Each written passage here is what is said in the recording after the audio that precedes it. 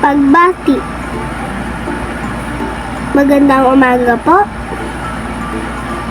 Magandang tanghali po. Magandang gabi po.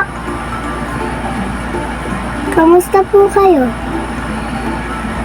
Maghingi ng paumanhin. Pasensya na po. Paumanhin po. Patawad po. Paghingi ng pahintulot o pakiusap. Mami, maaari po ba maglaro dun sa labas?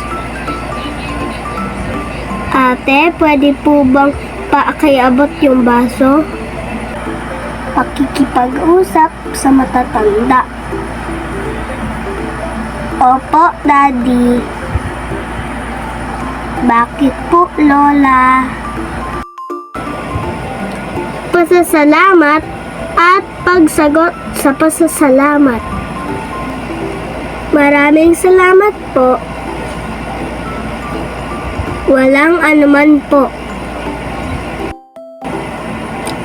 Laging tatandaan ang magagalang na pananalita. Maraming salamat po.